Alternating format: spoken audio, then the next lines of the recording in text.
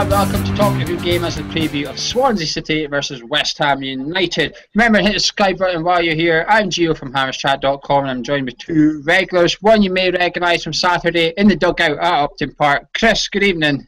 Good evening, sir. You okay? I'm not too bad. Yourself? Yeah, they're very Christmassy, thank you. Are you still smiling from Saturday? I've not stopped. I've got little cramps in the side of me, my cheekbones and stuff. If you haven't seen it, do pop on our channel because we at hammerschat.com filmed inside Upton Park on Saturday after the Stoke game. Massive thanks to Paul Stringer from West Ham United for allowing us to do that. But the man that you didn't see there but was there behind the camera, Charlie, thank you for your efforts on Saturday. Charlie, you alright tonight? You're welcome, and yes, I'm good, thank you. How are you? Fantastic, right, let's crack on. Before we talk about Swansea City, do pop on to the westhamway.co.uk and have a look at the articles. There's a new one up from Jack Sullivan today, and come on to hammerschat.com, click on the forum and interact with your fellow Hammers and let us know your opinions on all things West Ham. Chris, what's your thoughts on Swansea City? Should they have sacked Granny Monk? It's hard to say. It seems ruthless, but football's a ruthless business now, isn't it? I didn't think he was as good as he cracked up to be. We were linked with him in the summer, and I was thinking, no, come on. He had inherited a lot of good work from Martinez and Rodgers, Laudrup, people like that. So I don't really blame him. They've been on a bad run. I have a different opinion, Charlie. What's your opinion? Was right or wrong to sack Gary Monk? Yeah, I don't think they should have. I think it was too early to he took them higher than they'd ever been last year, points wise, I think. And so I think it was probably a bit harsh to let him go so soon after that. I mean, but as Chris said, football's ruthless, and if you're not nailing it 100% of the time, then you usually go pretty quickly after that. So, but I think it was wrong. Did you want him in the summer, Charlie? I probably would have wanted. I probably wanted Slaven Bilic more, but I wasn't 100% against him, if you know what I mean. Yeah, well, I actually wanted Monk more than Bilic. I'm not going to lie. I'm going to be honest. I did. Gary Monk was probably my third choice or something. I don't think Swansea should have sacked him, as you said, Charlie. The highest ever finished last season. I don't think the squad depth's there. I don't think they've invested enough in the summer. They've kind of put all their eggs in one basket with a free signing. I think he could actually cause us trouble on Saturday, but we'll come on to that in a wee bit. They've only got 1 point in their last 6 games. They're sitting 17th. However, they are massively linked with Bielsa at the minute. Chris, do you think that would be a good move, a good replacement for him? Well, we were linked to him all summer, weren't we? So we sort of got to find out a bit more about him than generally you would normally find out about the manager of Marseille. Apparently he presses, he attacks, he's got some sort of funky formation with 3 at the back and whatnot, and apparently they attack. But you think Marseille's team was decimated. We've got one of them, they've got one of them, Swansea, Newcastle had one of them. I don't know. He's a bit of a nutter, apparently, isn't he? So I think he sort of implodes after a little while, and he can't speak English. Mind you, he's going to Wales, so it doesn't really matter. Yeah, but Klopp's a bit of a nutter, making his whole team line up and bow after a last gasp draw against West Brom. Sorry, Charlie. They've not won in 6 at home, but the 3 games before that they did win all 3. Although one was in the cup against York, so let's write that one off. Do you fear that there's going to be a new manager syndrome if he is in? At all? It depends who they get in. If it is Bielsa, then probably, because he, like Chris just said, he presses high. He asks a lot of his team, and I think if it is his first game, there's going to be a lot of people who want to impress him, and so there'll be a lot of people trying a lot harder than they would most other games to try and get into that first team squad. If it isn't him, then I'm not as scared, especially with some of the other names they've been linked with. But whoever it is, it's going to be a difficult game. We saw that with Dick Advocaat's last game. We didn't think that would have been as difficult as it was yet. It ended up being one of the more difficult ones we had. What happens if they don't have a manager, Charlie, and it's still the caretaker? Because they massively upped their game against Man City. They went out from the word go and attacked them. Lost it in the dying seconds. Granted, their equaliser came in the 90th minute, but they then went on to lose it anyway in like 93rd minute or something. If they don't employ a manager before then, Charlie, what's your thoughts? Do you think the team will be ramped up for it even more because Bielsa might be in the stands or something? Do you think that'll affect them even more? Again, it's one of those things where if he's in the stands, it probably will be. But we coped pretty well against Stoke, and I mean they weren't all-out attacking force. They were obviously playing counter-attacking football, but we did cope with them pretty well. I mean, they played to Colin's strengths, which was a thing that I think everyone noticed. But it's gonna, like I said, it's gonna be a really hard-fought game either way, and I think it will be a game of fine margins for sure. Kris, some people describe them as our bogey team, or we're their bogey team. Sorry, you can understand why. We've won the last 3 against them at Upton Park, but away from home, we've only drawn the last 2, and the one before that we lost 3-0. Are you confident going into Saturday? Do you think the players let Gary Monk down? I think the players let Monk down. It's a bit like what's going on at Chelsea at the minute. I think the players need to take the responsibility here a wee bit. And my worry is that with the caretaker in charge, he's got nothing to lose. If he's still in charge come Sunday, he could play 4-2-4 for all he wants. If he loses, he doesn't lose his job. He's not getting the manager's job as it stands. He's got nothing to lose. But if he goes gung-ho, attacks and wins, he might put himself in the frame. Does that worry you, Kris? No, not really. I saw Swansea last season at West Ham. I think we won 3-1. Andy Carroll terrorised them, actually. I think Wilfred Boney up front as well, so they had a better team there. Probably the most worrying thing is that the what's his name, Gomez, isn't it? He's had a bit of a barren spell, and maybe he's gonna come back into form. So that might be a slight concern. I'm actually quite confident. I'm not concerned. I think we'll actually. Well, of course, you wouldn't his prediction at the end, but yeah, I think we'll win. Well, Charlie, we'll talk about West Ham now. I put the pressure on Kris and Tom after the game at Upton Park in the dugout. I said no winning 6 now for West Ham, Charlie. Do you think there's pressure on Bilic? No.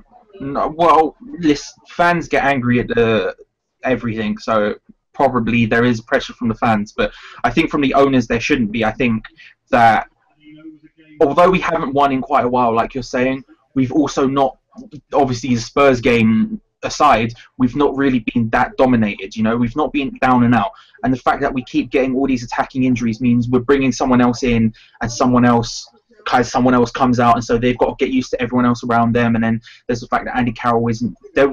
I mean, we saw myself and you, Gio, we were sitting next to each other against Stoke. There's no movement ahead of the defence, and that's a big problem because we're just not getting it forward enough. And so if that problem is figured out, I don't think it would be no wins for as long as we've had. I think we could have scratched some out. I think Stoke was one we could have easily won if there was any movement ahead of him, ahead of the defence, sorry. So there shouldn't be any pressure. Is there? Probably, yeah. It's the Premier League. These things happen, but yeah. Kris, would there, let's just say we don't win. We then play Villa the week after, but then we've got 2 tough games against Southampton and Liverpool. As it stands right now, if we don't get anything on Sunday, we could be in the bottom half Monday morning. Would you still say there's zero pressure at all, or would you start thinking, well, hang on a wee bit here, something needs to happen and get some points on the board ASAP? I don't think there's a pressure. I don't think there's pressure at all. As I said to you in the other show, I think we're only really 4 wins away from guaranteeing safety, and we're certainly good enough to get those. That's really what it's all about this season. So I don't think the pressure's going to come onto Bilic at all. I've been to the last 4 games. I've seen them pretty poor in terms of goal scoring, but as those players come back, I'm quite sure we'll play goal, we'll score goals. But there's a solidity to the team now, and I think we may well actually grab a couple of 1-0 wins. I also think if we stay in and around mid-table, and we'll really be attacking the cup. So I just don't think there's any pressure there on Bilic at all. Charlie, is there any changes you wish to see from the team that played Stoke? Lanzini's back, but I'd imagine he'd be just on the bench, but like Ana Valencia was against Stoke. Yeah. Is there any changes you wish to see? If there was, to be honest, no. I think that's probably the best team to put out in the best formation. I would start Ana Valencia again on the bench. I'd start Lanzini on the bench, and I'd probably start Collins just because I don't think he deserves to be dropped from the last game. You know, although I said they played to his strengths, he didn't really do anything wrong. So yeah, I'd probably keep the same team. Yeah. Kris, any changes? Yeah, I would, but I don't think it's going to happen. And it was my one criticism from the other game. Valencia needs to play up front. He's got an absolute howitzer of a shot. He's quick as pants, and he should be playing against that back line. He's getting stuck on the wing. He can't cross. He doesn't have a trick. He's not really got a football brain, and he's just not going to do anything from out there. So it does worry me that he keeps on bringing up. We need to give poor old Andy a rest, bring him on as a sub, and start with Valencia up front and try and terrorise him with a bit of pace on the break. Even with Carroll's record against Swansea. What we do? What are we going to do? Hang around each season for Carroll to start scoring against Swansea? Carroll's goal scoring record is dropping off a cliff at the moment. We desperately need Sacco back, and we probably need to make something happen in the January transfer window as well, because our system does not suit Andy Carroll. We're not crossing it enough, and and within the system he's not mobile enough. If within someone else's system, Sam Pulis, he'd play really well. Back to the old Carroll, but I just don't think he's playing well within our system. So should the manager not change the system to utilise the players he's got, Kris? Quite possibly. You know, should he change the whole system to accommodate one player? I would normally say no. I think probably bearing in mind the amount. It's a good question. I think bearing in mind the amount of players that we've lost, Lanzini and Payet, and the whole mob of them, then actually you are thinking, okay, we're not just changing this for one player. So I would personally, if I was going to do it, I'd put Carroll up. If you're going to put Carroll up, let's bomb a load of crosses into him, at least play the game, and then change it back once the skillful players are back. Charlie, how do we win? We're up against Swansea City. Against Man City, they didn't play an out-and-out striker, but they were away from home, and Gomes did score. So I'd imagine he's probably going to come back in the frame for this one. But how do we go to Swansea and win, Charlie? I think, as with the last couple of games, I think he's got to start at the back, and I don't like saying this particularly because I think everyone had sort of enough of hearing the sort of defence first attitude from Allardyce all these years, but I think it's got to start from the back. When you've got as many attacking injuries as we do, you just have to have a strong defence and then move forward. I think the key has got to be the movement of the wingers. In this case, with my starting 11, Antonio and Zarate, they just have to move more because right at the moment they're standing waiting for the ball to come to them, and they're not making moves around the back. And you know, looking at Antonio, for someone who's quick and strong, he isn't at the moment making any really incisive runs. And Zarate is doing the same. He's trying to come short and collect it. He really should be making movements instead. That's going to be the key, especially when we only have really 3 attacking players in that formation. There's just got to be movement, and that's going to be the key. If we can get that together, then I've got all confidence that we can go there and win. Kris, same question. What was the question? How do we win on Sunday? What do we do? I don't know. So I wasn't listening. I was just getting irritated by what Charlie was saying about Zarate, to be perfectly honest with you. Can I just argue with him instead? Because yeah, go for it. Cheers. I was going to. You can do it. Cheers. I don't know what you're talking about, Charlie. I just think sometimes you make up your mind about it. Stop laughing. I think sometimes you make up your mind about a player and you see what you want to see. Zarate was sensational against. Okay. Sorry, I've not been drinking, honestly. I think he was absolutely sensational, and I don't think he did anything wrong at all, and he was the best player on the pitch by a country mile. So I probably, so in answer to your question, what are we going to do to win?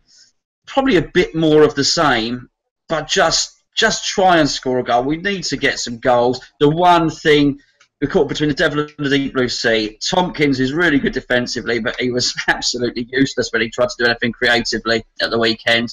And of course, then you've got the other one, which is Jenkinson, who probably would provide those crosses for Carroll. He probably would provide more quality going forward, but he's absolutely useless at defending. So, my goodness, can we just have one that can do a bit of both? And I don't know. I'm with you on this one, Kris. I don't know what game you were watching on Saturday, which is Zarate, Charlie. What I was going to say is we need to win. We need someone to show a bit of balls, basically, and come get the ball from the back 4 and be willing to carry it. Song does it, but when Song looks up, everyone's standing, staring at him, saying, we'll do something. Someone needs to, as Charlie says, you can tell me and Charlie are talking about this in stand, someone needs to move. Song has that quality to pick out your pass. If Antonio just ran in a straight line, Song has the ability, the quality, the vision to pick out that pass and put him through and behind the fullback. But someone has to just chance it. And it cannot be Andy Carroll. I'm fed up with seeing Andy Carroll come away 10 yards off the defence to pick the ball up and then look up expecting there to be a striker. You are the striker, mate. Get up front and stay up front and stop coming back out of position. Because more than once we've seen Andy Carroll on the right wing against Stoke because he dropped back. Antonio felt that he had to fill in for Andy Carroll. Then Andy Carroll then had to go cover Antonio out on the right wing, and it just didn't work at all. And that's when Antonio got his free header in the box. So you do wonder if Andy Carroll actually was where he was supposed to be, could that cross have landed to Andy Carroll instead of Antonio? Can I make a point about the Zarate thing? Because I said I criticised Antonio and Zarate in equal measure there, and I did that very deliberately because I'm saying neither of them were making the runs they needed to. Zarate, when he came short and collected the ball, he would run at defenses, he would make things happen. I'm not criticising him for that. That was something he did, it's something he does every single game he plays. I criticise him for his end product, sure, but on Stoke there was nothing I can do about it. But my point is when we're playing in the formation we have, there's no one in the centre like a Paya or a Lanzini, right, to make things happen, just behind the striker, I mean. So what happens is the two wingers are stationary. They're not making runs. And one of them, when we were most dangerous against Stoke, was when Zarate moved into that central role, and then all of a sudden things started happening. We started to pressurise them. And that's the point I'm making. I didn't criticise Zarate solely. I didn't think he was sensational or man of the match by any means, but also I'm not saying he was bad, because let's be honest, he was one of the few people actually making things happen on Saturday. Let's leave Zarate there. On Sunday we do have a special show. We're obviously on Sky Sports on Sunday, 4 o'clock kickoff. We will be live at halftime, so don't listen to the pundits. Come and listen to hammerschat.com. If you want to find out how, keep an eye on hammerschat.com forum and also ex-West Ham employees' Twitter as the westhamway.co.uk are getting behind it. And if you want to appear on it, give us a shout, as there is a space for someone to come on and have a discussion of the first half of Swansea v West Ham. But 2 more questions for these guys. Charlie, is a point enough on Sunday? Yes or no? Yeah. Kris, is a point enough? Yes. It's not for me. I think we need to start getting wins on the board rather than just taking a point here and a point there. Eventually it's going to catch up with us, I think. Prediction time before we leave you. Charlie, what's the score going to be? 1-1. Kris, score? 2-0 to us. I'm also going 1-1. And that's... Thank you, Charlie, for popping on. You're welcome. Thank you very much. Kris, thank you. Cheers. Take care. I've been Gio from hammerschat.com. Come and join us on the forum. Hit the subscribe button and come and have a look at the westhamway.co.uk. Thank you.